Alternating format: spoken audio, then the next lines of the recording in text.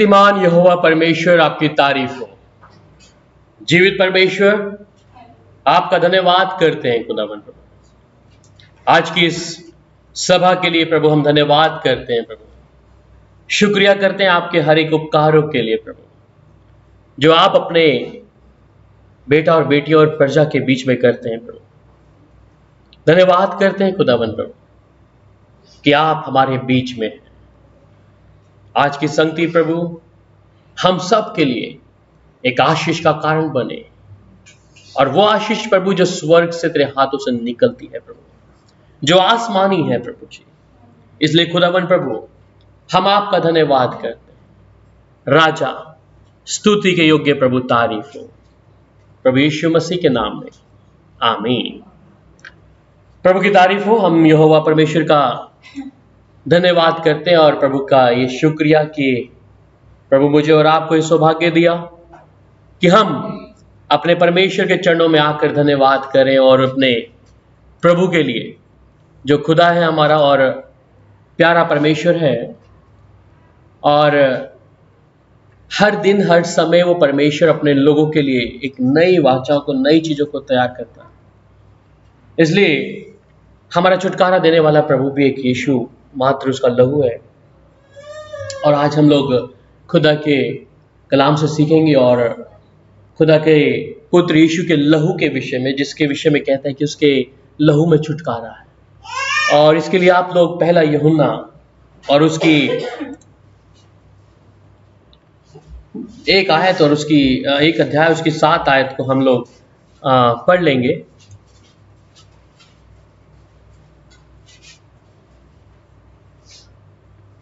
पर यदि वह ज्योति में है, वैसे ही हम भी ज्योति में चले तो एक दूसरे से सहभागिता रखते हैं, और उसके पुत्र यीशु का लहू हमें सब पापों से शुद्ध करता है। आमीन।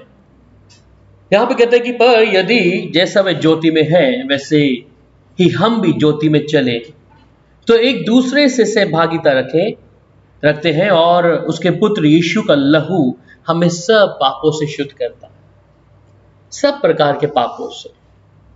अगर बुलाने वाला जो स्वयं एक ज्योति, जिसके विषय में हम देखते हैं बाइबल में कि वो परमेश्वर स्वयं एक ज्योति है, पर ज्योति में चलने वाले लोग भी अपने पिता के मुताबिक होना जरूरी है।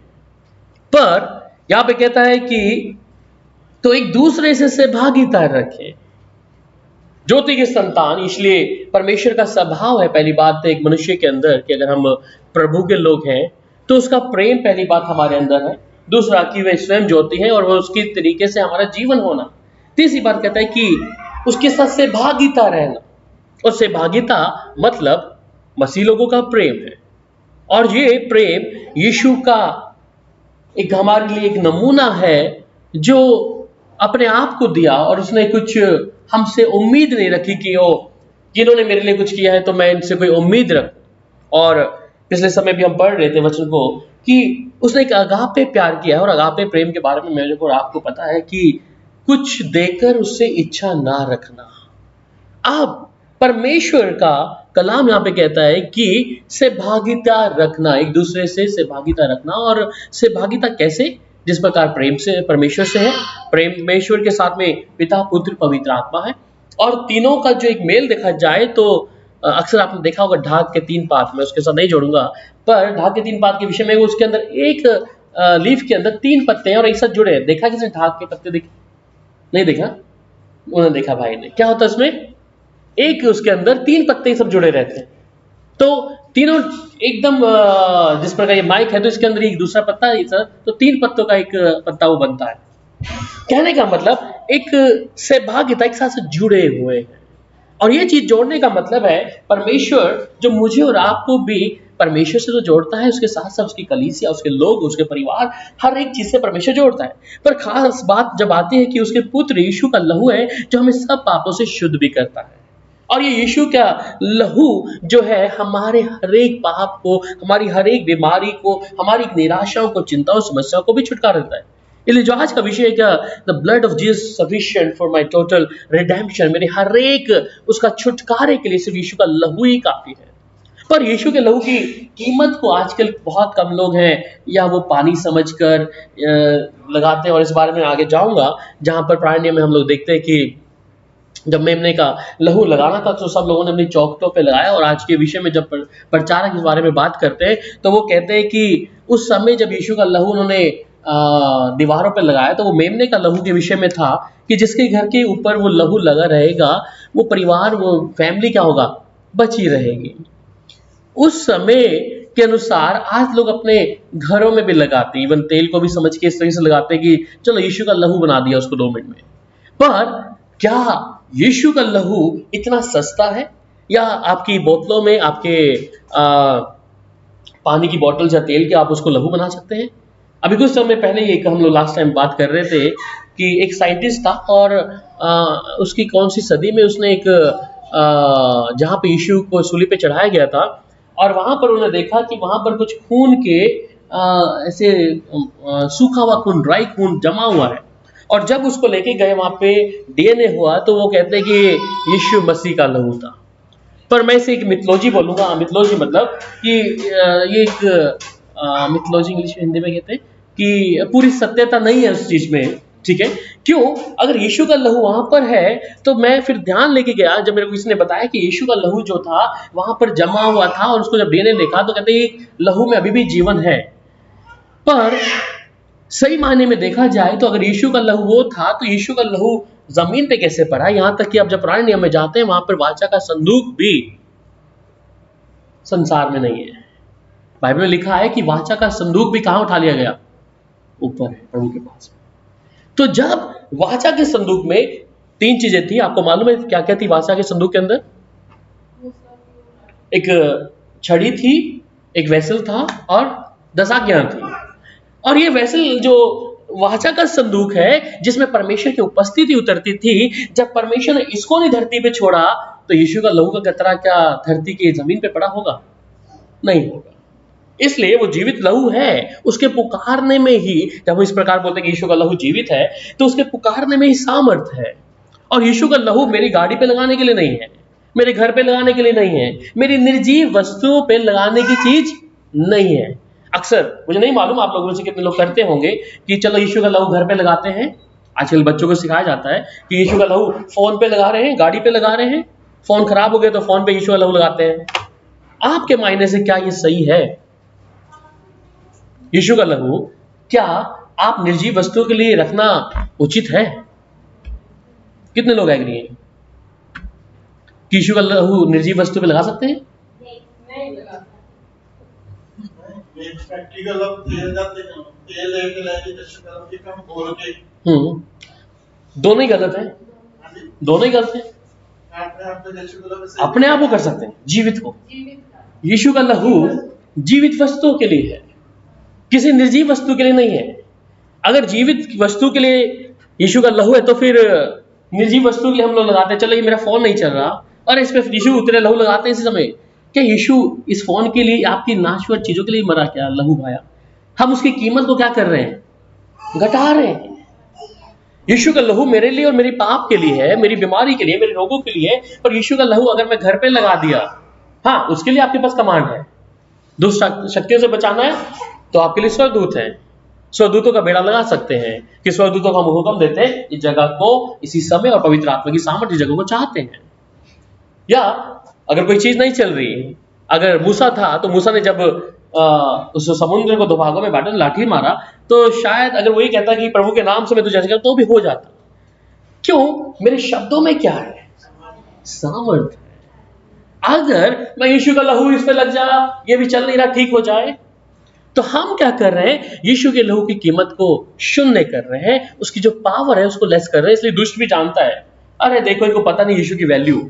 और यही खास चीज है कि यीशु के लहू के विषय में अगर आप देखें, अंधकार की शक्तियों को बहुत ज्यादा मालूम है, यहां तक कि जो एक विश्वासी है उनको विषय में नहीं मालूम। और मैं और आप क्या करते हैं? यीशु का लहू जैसे बड़ा फ्री में मिल रहा है, अरे यीशु का लहू बोल दिया तो हो गया है। वो आप घरों की छतों पे लगा रहे हैं, आप हो गया, वो आपने बोल दिया।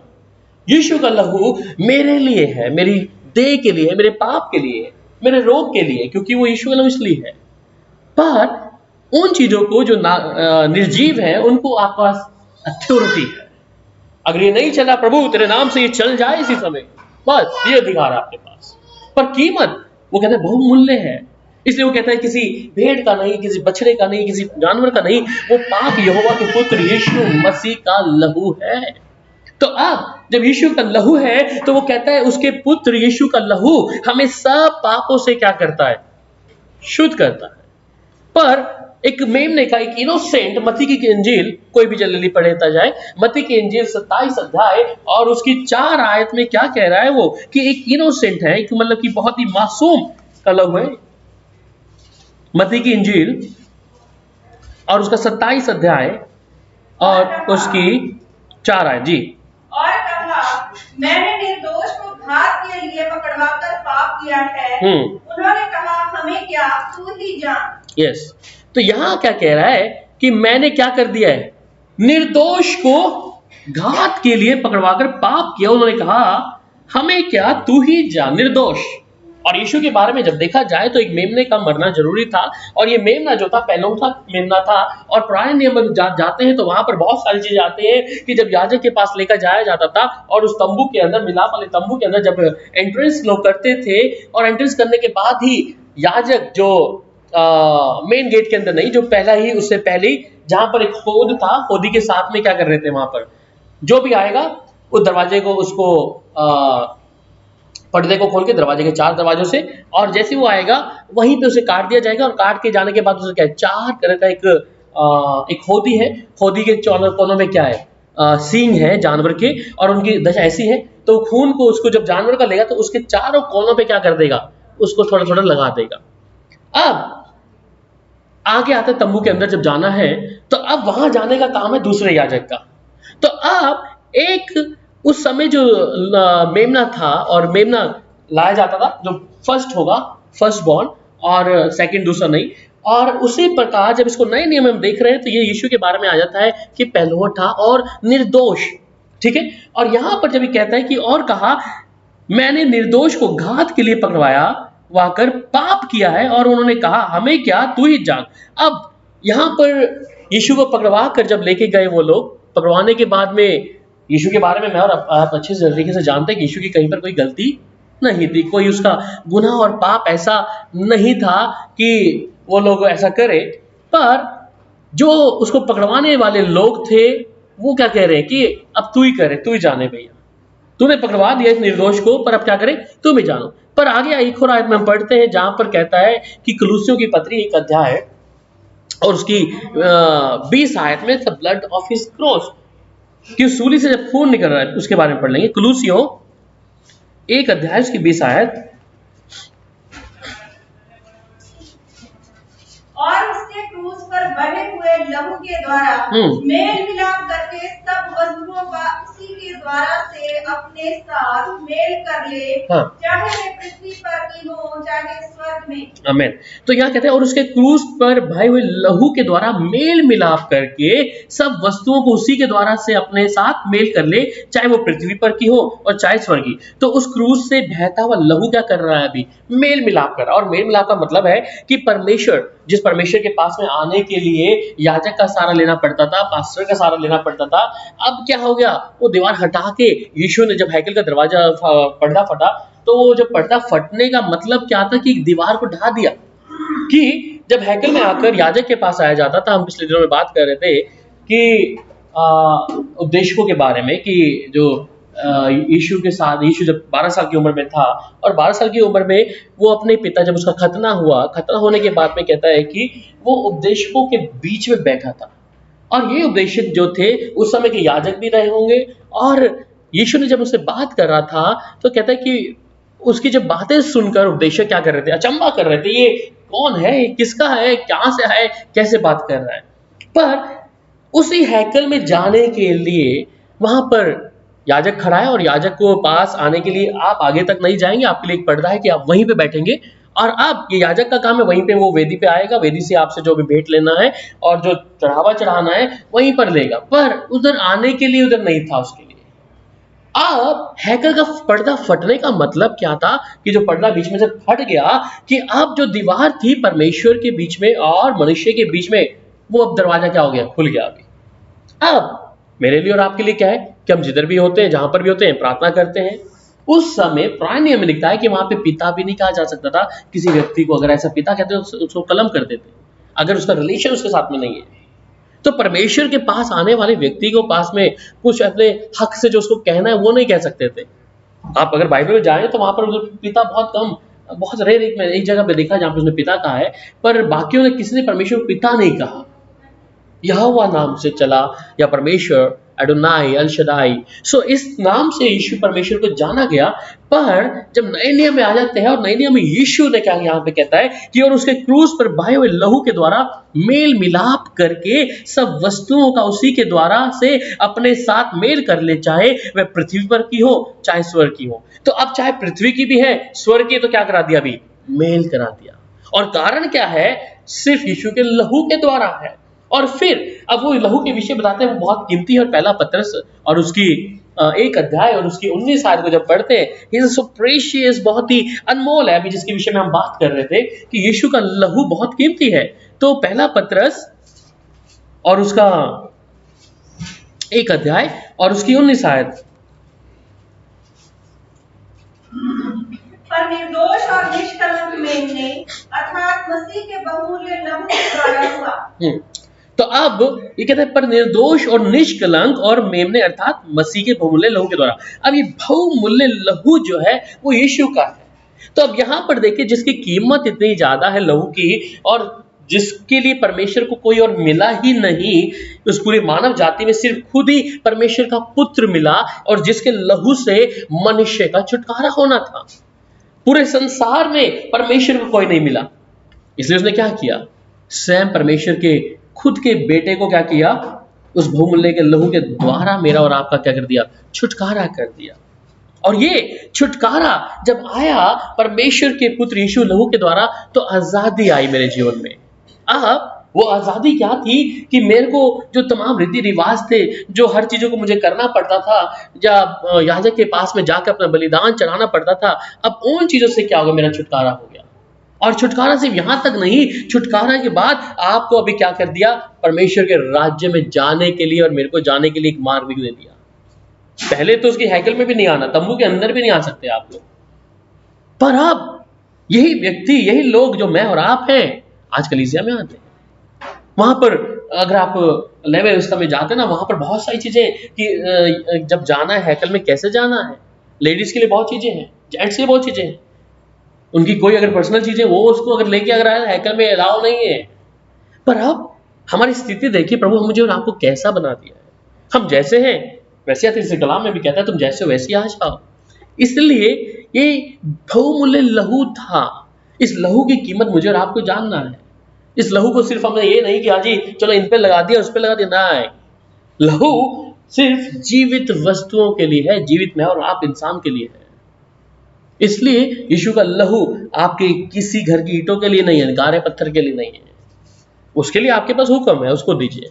पर आप जब इस लहू को तुलना करते, कैसे शून्य बनाते कि ये यीशु का लहू इसके लिए लगाते हैं, तो आपने परमेश्वर की सामर्थ खो रहे। परमेश्वर के वचन को हमने ऑलरेडी काट दिया। फिर तो क्यों भाया गया? बहुमूल्य इसलिए लिखने का मतलब इंग्लिश में लिखता है but with the precious blood of Christ. तो प्रीशियस क्या है? अनमोल है, कीमती है। तो मैं उस अनमोल चीजों को, आपके घर में सोना चांदी होगा, क्या आप उसको ऐसे ही रखते हैं? घर में जब होता है कीमती चीज को कहां पे रखते हैं आप लोग?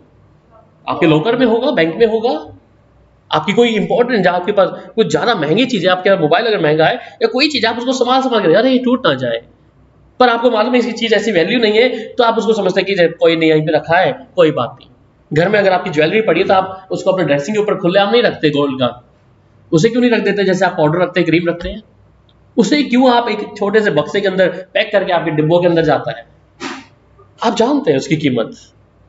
क्या यीशु के लहू की कीमत हम वैसे ही लगा के रखा है कि चलो इधर पड़ा है लगा दिया भाई इसके ऊपर? नॉट। यीशु का लहू आपके लिए ऐसा नहीं है कि जहां तुम भाई आए तुम बीमार हो चलो डाल दो, नहीं। तुम्हारी गाड़ी ठीक नहीं हो रही, गाड़ी पिला गाड़ी खर्चा करवा रही, चलो तुम्हारी गाड़ी, नहीं। घर में दुष्ट आत्मा आएगी इसलिए चलो घर को लहू से बांधते हैं, अरे नहीं नहीं। लहू काम कब करेगा? वो जीवित वस्तुओं के लिए है। उसकी कीमत अगर आप जान लेंगे ना, तो आप उसके अंदर सामर्थ्य को देखेंगे। उसके लिए आपके पास अथॉरिटी है, जिन चीजों के विषय में मैं बात कर रहा हूं।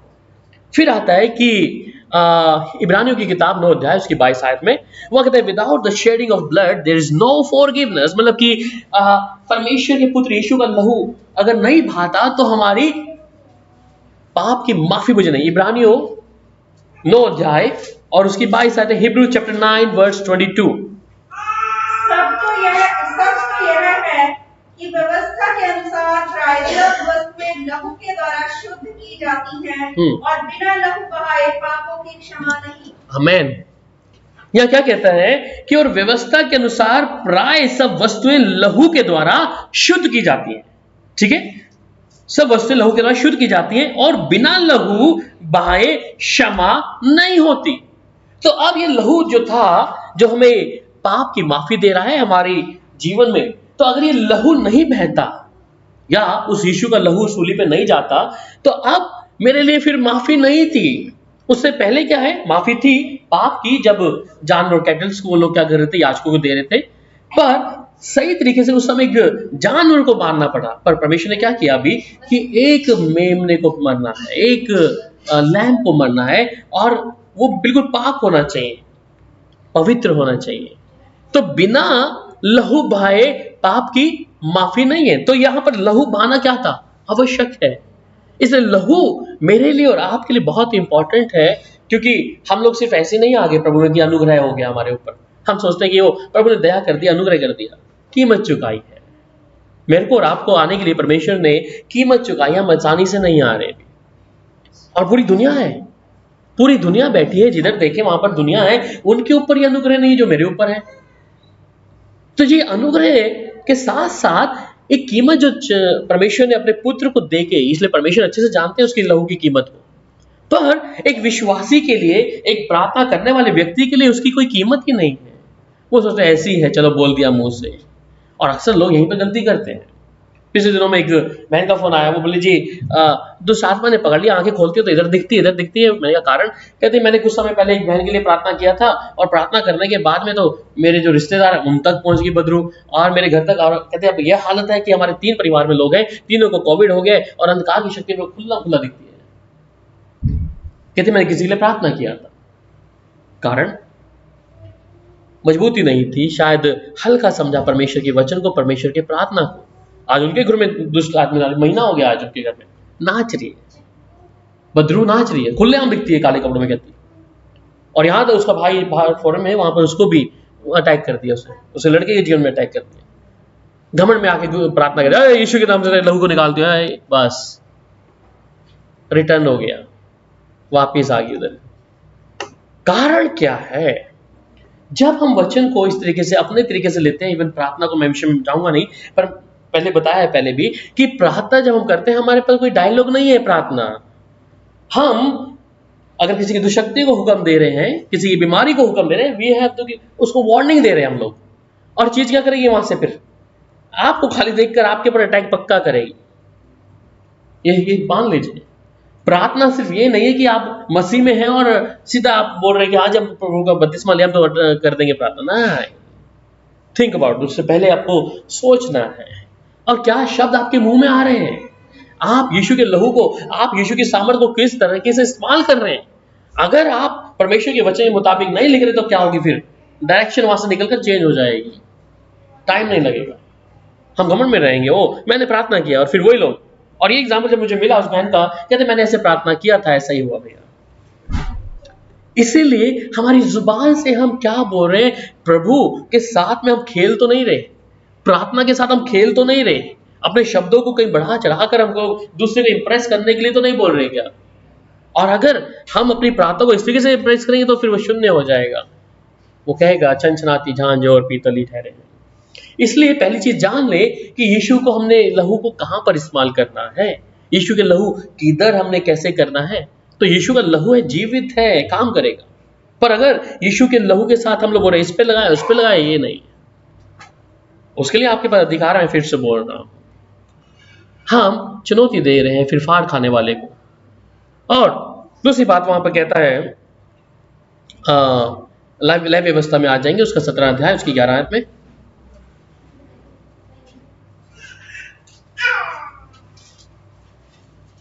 लय व्यवस्था और उसकी 17 क्योंकि शरीर का प्राण लहू में रहता है जी। और उसको मैंने तुम लोगों को वेदी पर चढ़ाने के लिए दिया है कि तुम्हारे प्राणों के लिए प्रायश्चित किया जाए जी। क्योंकि प्राण के कारण लहू ही से प्रायश्चित होता है। बस अब सुन लीजिए, यहाँ कहते हैं क्योंकि शरीर का प्राण लहू में रहता है। ठीक है, शरीर का प्राण कहां पे रहता है? लहू में। तो लहू के अंदर क्या है? प्राण है, जीवन है। अभी किसी का अगर कुछ होता है, अचानक एक्सीडेंट, खून निकल जाए तो जीरो, शून्य हो जाएगा, एकदम खत्म। ऐसा ही है ना। तो ये चीज जान ले। वहां कहता है क्योंकि शरीर का प्राण लहू में रहता है और उसको मैंने तुम लोगों को वेदी पर चढ़ाने के लिए दिया है। वेदी पे चढ़ाना है अभी, कि तुम्हारे प्राणों के लिए प्रायश्चित किया जाए, क्योंकि प्राण के कारण लहू ही से प्रायश्चित होता है। प्राण के कारण भी क्या करना है? इसको वेदी पे चढ़ाना है। वेदी पे चढ़ाना है। अब चढ़ाने की परंपरा भी अलग है, चढ़ाने का तरीका भी अलग है, वो अभी नहीं बताएंगे, वो बाद में रखेंगे। तो अब उसको चढ़ाना है, या सिंपल सी बात है, गलातियों 5:24 में आ जाता है, उसमें भी हम पढ़ सकते हैं किस प्रकार चढ़ाना है। और भी चीजें हैं इसके बारे में कि हमने इस प्राण को कैसे चढ़ाना है, वेदी पे चढ़ाना है। और वेदी पे चढ़ाने का मतलब क्या है? काटना है। आप जब प्राणियों में देख रहे हैं, या अभी भी कुछ लोग करते हैं ना, जब बलि चढ़ाते हैं तो बलि चढ़ाने से पहले क्या है? क्या जीवित रखते हैं? ये ले आए जी बकरा, ये ले आए मुर्गा, पंडित जी लो इसको स्वीकार करो। क्या करेंगे? वो क्या करेगा? सबसे पहले तेज किया होगा, हमने चढ़ाए हमने, और धीरे धीरे काटेगा। उसका प्राण से एकदम से लहू, उसको मालूम है अगर एक भी चीज, क्योंकि अर्पण नहीं होगा जब तक प्राण उसके अंदर से, जो लहू अंदर से खत्म नहीं होगा, अर्पण नहीं होगा, स्वीकार नहीं होगा, मरना पड़ेगा। इसलिए बलिदान जब करा तो वो कहते हैं शरीर का प्राण तो लहू में रहता है और उसको मैंने तुम लोगों को वेदी पर चढ़ाने के लिए दिया है कि तुम्हारे प्राणों के लिए प्रायश्चित किया जाए, तुम्हारे प्राणों के लिए प्रायश्चित किया जाए, क्योंकि प्राण के कारण लहू से प्रायश्चित होता है। तो अब मेरे प्राणों को बचाने के लिए यीशु के लहू को बहाया कि मैं क्या कर रहा हूं, मेरा प्रायश्चित कौन कर रहा है? अभी वहां पर यीशु का लहू कर रहा है। और वहां पर यही काम था जब याजक लोग इस बारे में करते थे। फिर दूसरी बात में आ जाएंगे और प्रेरितों के काम 20 अध्याय उसके 28 आयत में क्या कह रहा है कि what the blood of Jesus has accomplished. तो अब भी पढ़ लेंगे प्रेरितों के काम 20 अध्याय उसके 28 आयत।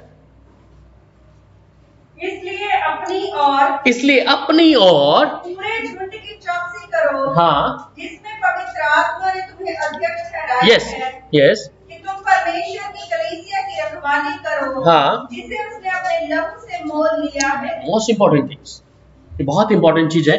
The church was bought by his blood. तो अब कलीसिया, चर्च क्या है? चर्च क्या है? कहाँ है चर्च? चर्च कहाँ है? We are church. अभी कह रहा है जो the church was bought by his blood, मतलब कि अब यीशु के लहू के द्वारा उस कलीसिया को क्या कर लिया गया है? फिर से पढ़ते हैं। इसलिए अपनी और पूरे झुंड की अब ये काम किसका है?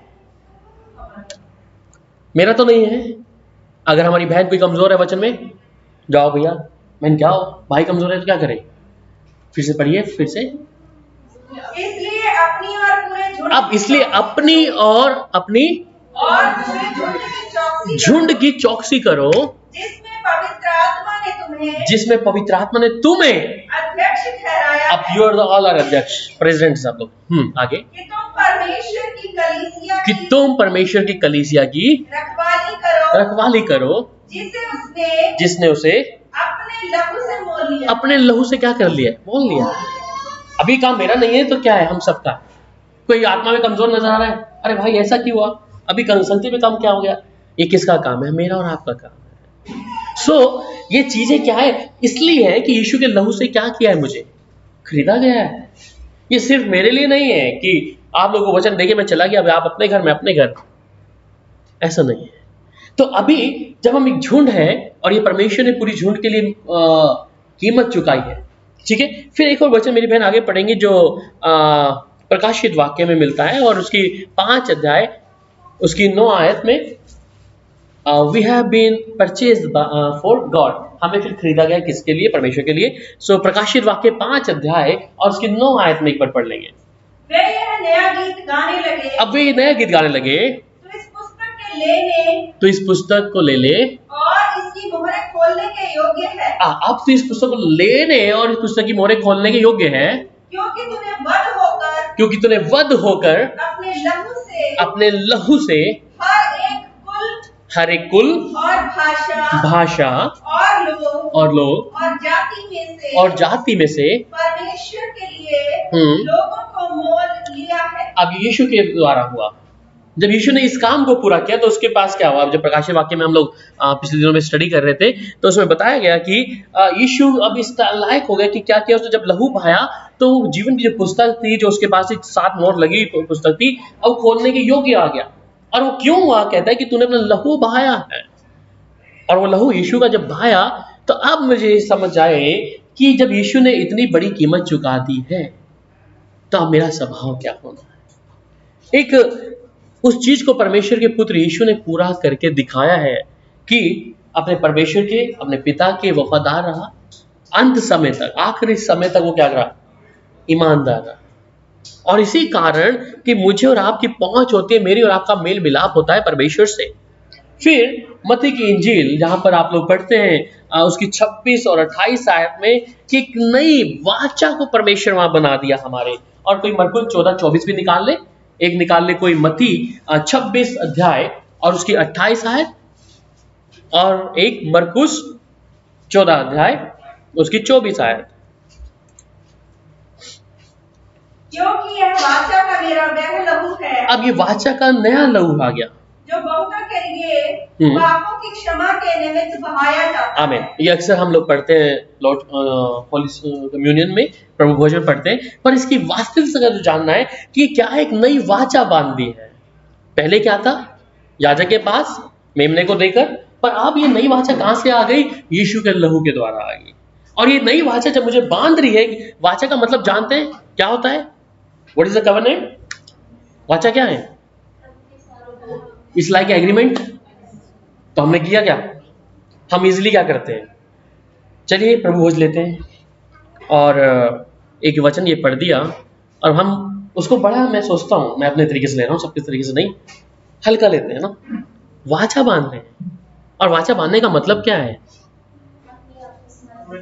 कमिटमेंट है, एग्रीमेंट है कि प्रभु अब ये वाचा का, फिर से पढ़ी बहन ये आयत एक बारी, तो इसलिए आगे से जब प्रभु भोज लेंगे तो याद रखें, क्योंकि ये वाचा का मेरा नया क्या है? नया लहू है, तो बहुतों के लिए पापों की क्षमा के लिए बहाया जाता है। अब ये नई वाचा जब आ गया और हम प्रभु भोज के लिए जब शामिल होते हैं तो अब ये नई वाचा को जब मैं बांध रहा हूँ, हर महीने हम लोग लेते हैं, और फिर बाद में क्या है कि मैं इसे पापों के लिए मैं ले रहा हूं। मेरे यीशु ने अपना लहू जो बहाया है पापों के लिए, अब इसको ले रहा हूं, पर मेरा जीवन बाद में कैसा है? फिर भूल गया। फिर आएगी अगला हफ्ता, मतलब कि अगला एक first week of first month, और उससे पहले फिर तैयारी करेंगे हम। कितने दिन पहले? 2 दिन पहले या 1 दिन पहले, सैटरडे होगा तो उससे पहले उस दिन को उपवास रखेंगे, प्रभु कल प्रभु भोज लेना। और अक्सर मेरे को ना कई फोन आते हैं कि लोग प्रभु भोज लेने के लिए आते हैं। एक बहन कहीं कारगर पर पिंजौर से थे, वो कहते हैं भैया आज प्रभु भोज मिलेगा क्या? वैसे नहीं आते, इधर के मेंबर कुछ नहीं है, पर आज प्रभु भोज मिलेगा। मैं नहीं, हमारा हो गया जी पहले ही। तो कहते हैं वैसे ही जाते हैं, बस प्रभु भोज लेने, आज इधर ले लिया, कभी उधर ले लिया, कभी उधर लिया, ऐसा करके। तो आप उसकी कीमत के बारे में कुछ मालूम नहीं है, तो हम लोग क्या करते हैं? अपनी तैयारी करते हैं कि प्रभु अभी तक जो पाप गुनाह किया और उसके लिए बस, और समय एक दिन के बड़ा पवित्र हो जाते हैं, शुद्ध हो जाते हैं, क्योंकि हमने क्या करना है उस समय। शायद वो 2 घंटे का असर रहता है, 3 घंटा मैक्सिमम, और 3 आवर्स के बाद में जब निकलते हैं फिर वही चीजें आ जाती है। तो वाचा कहां गई? एग्रीमेंट कहां है? क्या यीशु का लहू इतना सस्ता है? वो मैं पूछना चाह रहा हूं। वो इतना सस्ता नहीं है। वचन बहुत ही कीमती है मेरे लिए और आपके लिए, और हम अक्सर तोड़ते ही हैं, हम लोग तोड़ते ही हैं। पर परमेश्वर का प्रेम मैं देखता हूं, प्रभु फिर भी मुझे और आपको गले लगाता है। इसलिए कहता ना, वचन में लिखता है हम नाश नहीं हुए, हम मरे नहीं। अगर पुराने नियम में जी रहे होते तो पक्का आग लग जाती, नाश हो जाते। उस समय तो वो लोग बाहर ही रहते थे, अंदर नहीं। हम तो अंदर में बैठ के काम उल्टे कर रहे हैं, वचन तोड़ रहे हैं सीधा। तो कारण क्या है? परमेश्वर फिर भी मुझे और आपको क्या कर रहा है? ये एक ग्रेस समझे, अनुग्रह समझे, एक दान समझे, या परमेश्वर की मोहब्बत समझे। तो फिर यहाँ पे कहता है अगली आयत में, मरकुस 14:24 में भी ये आ रहा था, एक बार पढ़ लेंगे। और उसने उनसे कहा, यह वाचा का मेरा वह लहू है जी, जो बहुतों के लिए बहाया जाता है। जी। तो 14:24 में भी क्या कर रहा है? मरकुस में यही पढ़ रहा है, क्या है? ये मेरा वाचा का नया लहू है। तो हम जब भी खुदा के साथ में चलने वाले लोग हैं, विश्वासी हैं, और मैं कहता हूँ कि आप लोग भी विश्वासी से बढ़कर हैं, विश्वासी। कल मैं किसी से बात कर रहा था 8-9-10 बजे, और जब बात कर रहा था मुझे कुछ बातें अच्छी नहीं लगी। वो बोले भैया कलीसिया पर इतना विश्वास नहीं करना। मैं कहा देखो बहन, ना मुझे उनसे कुछ लेना है, ना मैंने उनसे कुछ देना है। मुझे अच्छा नहीं लगा आत्मा में वो, उसने जब बोला, लेडीज थी, पर कहते इतना जल्दी विश्वास नहीं करना, आप आंख दिख बन के विश्वास कर। मतलब मैं कहा मैं लेके आ रहा हूं उनसे और मैं दे के आ रहा हूं उनको, सिंपल सी बात है। नहीं भैया, क्योंकि कुछ बात ऐसी चल रही है जो मैं बताएंगे इस वीडियो में। आप अभी उसको जरा ऐसा रखा है, पर आपको हम बताएंगे क्योंकि आप मेरे परिवार हैं। कुछ चल रहा है, आपके ऊपर बोझ आने वाला, एक बहुत तगड़ा वाला, सबके ऊपर बर्डन। ठीक है, डिस्क्लोज कर दें आज शाम, दोपहर शाम जाने से पहले। वी कैन डू दैट, क्योंकि आप परिवार हैं, इसलिए मैं बता के ही करूँगा। तो आपके ऊपर बोझ आने वाला एक बहुत जल्दी, ठीक है। सो उसको हम क्लियर करके जाएं, सारे एकदम से ना जाएं। आप परिवार हैं इसलिए मन में आ रहा है कि मैं बता दूं, ठीक है। सो उसने जब ये बात बोली कि आप भरोसा ना करें किसी पर भी, किसी विश्वासी। मैं कहा मैं जो थे, जिन्होंने जाना था, वो छन गए हैं। मैंने कहा अभी जो है ये प्रभु मेरे भाई बहन है, और मैंने फिर वही बात बोला कि आप इस प्रकार से बात ना करें बहन। एनीवे, पर परमेश्वर का प्रेम हमें क्या करता है? एक दूसरे से बांध देता है, विश्वास करना सिखाता है, एक दूसरे पर निर्भर करना सिखाता है। तो यीशु का लहू हमारा क्या कर दिया? मेल मिलाप करा दिया। मेल मिलाप परमेश्वर से, और परमेश्वर के साथ साथ मसीह में जो हमारे भाई बहन है उन सबके साथ में, ठीक है। तो अब अगली आयत में आ जाएंगे, जहां पे लूका की इंजील और 22 अध्याय उसकी 20 आयत में क्या कह रहा है? Hallelujah, thank you Jesus. लूका 22 अध्याय और उसकी 20 आयत। जी, इसी रीति से उसने भोजन के बाद हाँ कटोरा लिए करते हुए दिया, जी, यह कटोरा मेरे उस लहू में जो तुम्हारे लिए बहाया जाता है नई वाचा है। तो ये नई वाचा बार बार, जैसे और भी रेफरेंस है, आपको लिखने हैं तो लिख सकते हैं। पहला कुरिन्थियों 11 अध्याय उसकी 25 भी लिख लीजिए, और ये आपके जस्ट रिमाइंड के लिए, याद के लिए, ठीक है। तो यहाँ पर ये 3-4 रेफरेंस मैं इसलिए बता रहा हूँ कि बाइबल में लिखा है कि कोई भी चीज बिना जोड़े के नहीं रहेंगी। तो जब 2, 3, 4 बार आ रही तो वो क्या है? कंफर्म्ड है, इसे कंफर्म्ड है कि वो नई वाचा परमेश्वर बार बार मरकुस में बोल दिया, लूका में बोल दिया, पहला कुरिन्थियों में बोल दिया, और भी वचन के रेफरेंस है जहां पे वो कह रहा है कि ये नई वाचा है, नई वाचा। और नई वाचा जब है तो नई वाचा का मतलब है हमें रिमाइंडर है, हमें याद दिलाया जा रहा है, ठीक है। तो ये याद दिलाया जा रहा है कि हम उस वाचा को क्या करें? याद रखें। सिंपल, सिर्फ यही नहीं ओ यीशु का लहू है चलो पी लिया, याद कर लिया, नहीं। जब उसकी मेज में शामिल होते हैं तो अपने मन को पीटते, अपने आत्मा को बिल्कुल परमेश्वर सामने रखते हुए कि प्रभु मैं क्या तेरे अनुसार हूं या नहीं। इसलिए बाइबल में लिखा है ना कि कोई अनुचित रीति से इसको ना ले। तो लहू के विषय में बहुत ही इंपॉर्टेंट चीजें हैं। मेरा शायद पूरा ये अभी चैप्टर कंप्लीट नहीं होगा, पर मैं कुछ जल्दी खत्म करूंगा। इफिसियों 1 अध्याय उसके 7 में कहता है कि रिडेम्पशन थ्रू द ब्लड। तो छुटकारा भी क्या है? इफिसियों 1 का 7, हमको उसमें उसके लहू के द्वारा छुटकारा, हमको उसमें उसके लहू के द्वारा छुटकारा। अब हमको उसके लहू के द्वारा क्या मिल गया? छुटकारा मिल गया। किन से? पाप से और बीमारियों से, अचानक आने वाली विपत्ति से, आने वाले मौत से, या किसी भी प्रकार से। एक परमेश्वर के घर में जाने के लिए मेरे लिए क्या हो गया? एक मार्ग खुल गया। और ये छुटकारा देने वाला परमेश्वर जो मुझसे मोहब्बत करता है, क्या कर दिया? यीशु को उसने दे दिया, कीमत चुकाई। और कीमत चुकाने के लिए उसने कह दिया, जब आप इब्रानियों में जाते हैं और उसकी 13 अध्याय उसकी 20 में, कि मुझे और आपको एक इटर्नल कवनेंट, मतलब कि अनंत ऐसी वाचा में बांधा है। प्लीज इब्रानियों 13 अध्याय और उसकी 20 आयत में ये वैल्यू है आपके यीशु के लहू की, जो एक मनुष्य को, एक विश्वासी को, एक परमेश्वर के योद्धा को पता होना चाहिए। तो इब्रानियों 13:20 क्या कह रहे हैं? अब शांति दाता परमेश्वर जो हमारे प्रभु यीशु को जो जो भेड़ों का महान रखवाला है सनातन वाचा के लहू के गुण से हाँ मरे हुओं में से जिलाकर ले आए। हमें जो भेड़ों का महान रखवाला है, तो रखवाला मैं नहीं हूं, रखवाला कौन है? प्रभु यीशु मसीह, जो मुझे और आपको क्या ले आया अभी। अगर हम टेढ़े चल रहे थे तो हाँ इधर चलो। तो ये रखवाला जो है कहता है अब शांति दाता परमेश्वर जो हमारे प्रभु यीशु मसीह को, जो भेड़ों का महान रखवाला है, सनातन वाचा के लहू के गुण से मरे हुए में से जिलाकर ले आया है। तो मुझे कहां ले आया? उस मरे हुए मेरे काम थे, मरी हुई दशा में थे, परमेश्वर के विरुद्ध में थे, पर ये यीशु का लहू जो रखवाला है मुझे कहां ले आया? निकाल कर ले आया उधर से। तो अब ये हमेशा तक का चलने वाला परमेश्वर मुझे हर एक चीजों से क्या किया? निकाल कर लेके आया है। फिर अब रोमियो 5:9 में एक और वचन पढ़ते हैं, मैं उसके बाद समाप्त कर दूंगा, पूरा नहीं करूंगा अभी। फिलहाल रोमियो 5:9 में कि जस्टिफाइड बाय हिज ब्लड, अब उसके लहू के द्वारा क्या हो रहा है? हमारा न्याय भी हो रहा है। तो रोमियो 5 अध्याय इसकी 9 आयत में क्या कह रहा है? अतः कि जबकि हम अब उसके लहू के कारण अब धर्मी ठहरे हैं, तो उसके द्वारा हाँ परमेश्वर के क्रोध से क्यों न बचे? तो ठीक है। सो जबकि हम अब उसके लहू के कारण धर्मी ठहर गए, अभी धर्मी बना दिया यीशु के लहू के द्वारा। पहले धर्मी नहीं थे, इसलिए परमेश्वर वचन भी कहता है कि कोई भी धर्मी नहीं है, एक भी धर्मी नहीं है। तो आप और मैं कह सकते हैं इसके लिए कि मैं और आप धर्मी हैं? कह सकते हैं हम धर्मी हैं और यीशु के लहू के द्वारा। क्यों? मेरे अंदर जो प्राण आत्मा है, मैं गुनाह करता हूं, पर वो शायद 1-2 घंटे ऐसा लगता है मैंने कहा पाप किया है, पर बाद में मेरा अंदर आत्मा क्या कर रही है? मुझे कायल कर रही है।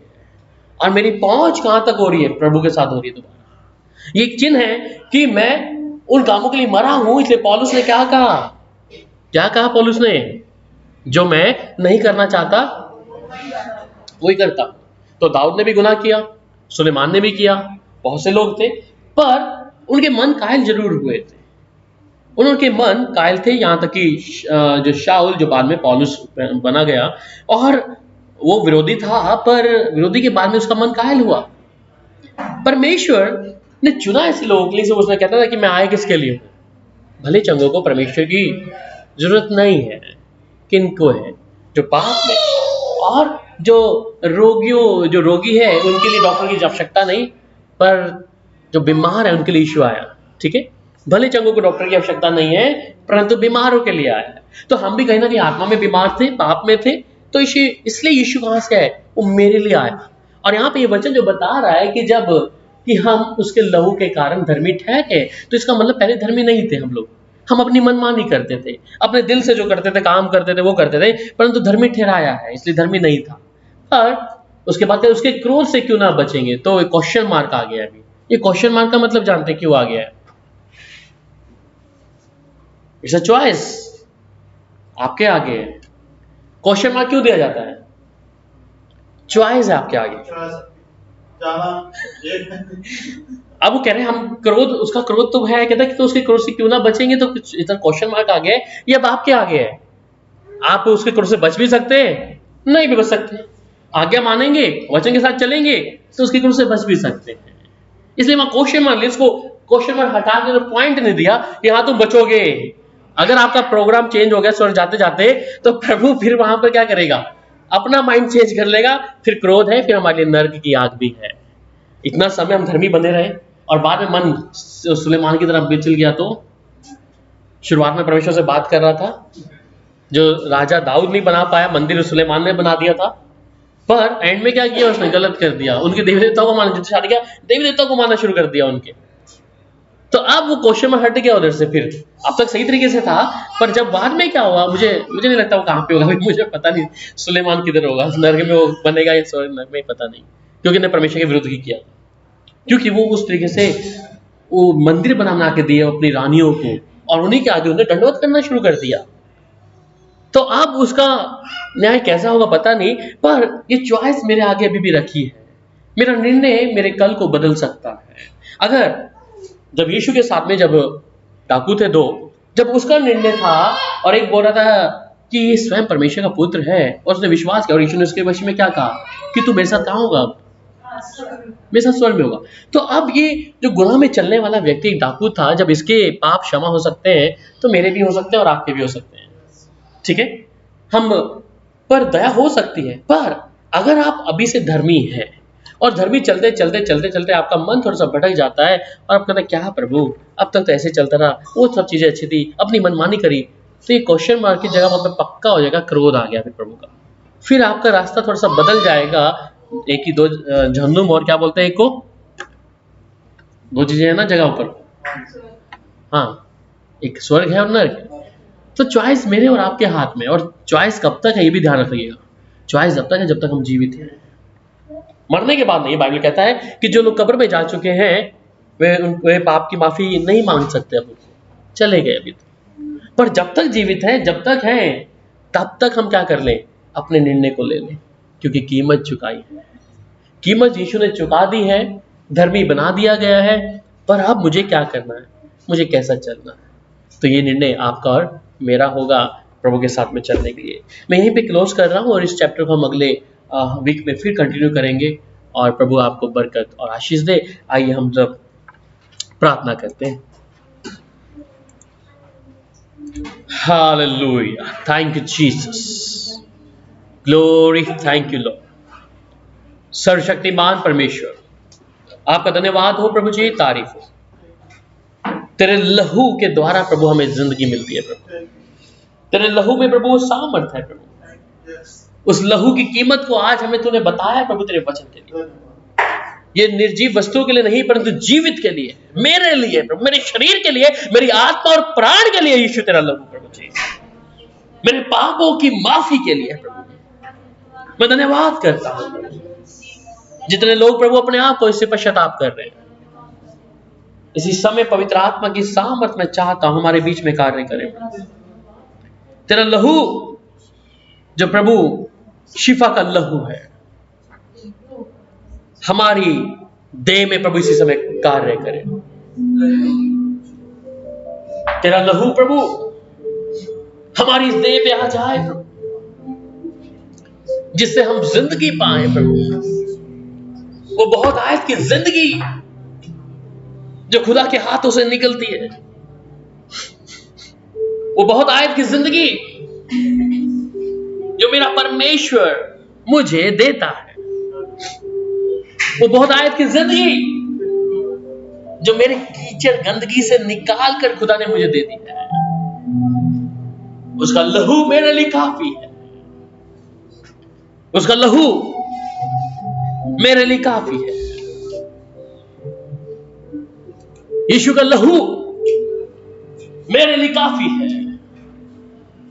उसके लहू को मैं पुकारता हूं, मुझे यीशु का लहू चाहिए कि वो मेरी देह पर आ जाए प्रभु। प्रभु से माफी मांगे अगर उसके लहू के साथ हमने अपने तरीके से अपनी समझ का सारा लेकर उसको इस्तेमाल किया है, तो यीशु का लहू जो किसी बछड़े का नहीं, किसी मेमने का नहीं, स्वयं परमेश्वर के पुत्र प्रभु यीशु का लहू है, जो मुझे जिंदगी देता है, जो मुझे जिंदगी देता है, जो मुझे जिंदगी देता है। वो लहू आज आपके ऊपर आए। यीशु ने अपने लहू को बहा दिया, उसने अपने लहू को बहाया मेरे अजीजों, कीमत चुकाई है। उस कीमत को यीशु ने चुकाया है,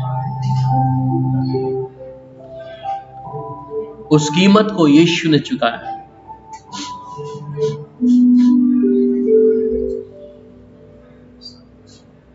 उस कीमत को हमारे प्रभु यीशु ने चुकाया है। उसका लहू मेरे लिए नजात है, मेरा छुटकारा है। मैं उससे मोहब्बत करता हूं। उसकी तारीफ करें, उसके लहू को जो मेरे लिए है, आपके लिए इजाजत दें अपनी जिंदगी में आने के लिए।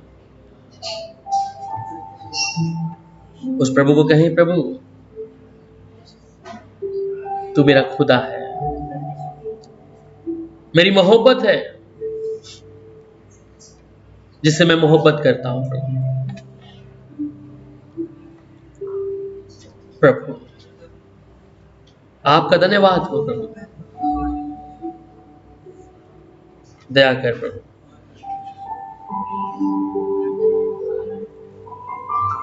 तेरे बेटा बेटियों को छू प्रभु,